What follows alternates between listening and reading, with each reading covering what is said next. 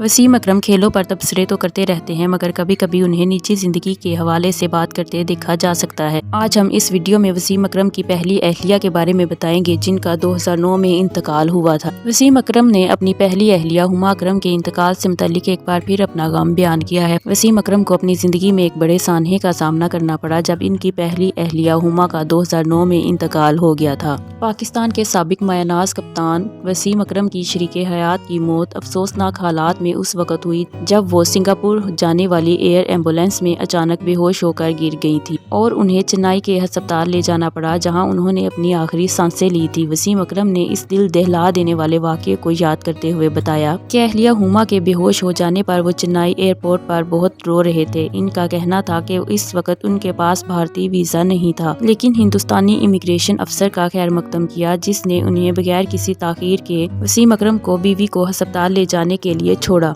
वसीम अकरम ने इस दिल दहला देने वाले वाक़ये को याद करते हुए बताया कि अहलिया हुमा के बेहोश हो जाने पर वो चेन्नई एयरपोर्ट पर बहुत रो रहे थे। इनका कहना था कि उस वक्त उनके पास भारतीय वीज़ा नहीं था। एक हिंदुस्तानी इमिग्रेशन अफसर का खैर मकदम किया, जिसने उन्हें बगैर किसी ताखीर के वसीम अकरम की बीवी को अस्पताल ले जाने के लिए छोड़ा। वसीम अकरम ने बताया कि मैं अपनी अहलिया के साथ सिंगापुर जा रहा था कि जहाज फ्यूल भरने के लिए चेन्नई में रुका। जब वो चेन्नई एयरपोर्ट पर उतरे तो अपनी बेहोश अहलिया को देखकर रोने लगे थे। उन्होंने बताया कि मुझे एयरपोर्ट पर लोगों ने पहचान लिया था। हमारे पास हिंदुस्तानी वीज़ा नहीं था, हम दोनों के पास पाकिस्तानी पासपोर्ट मौजूद थे।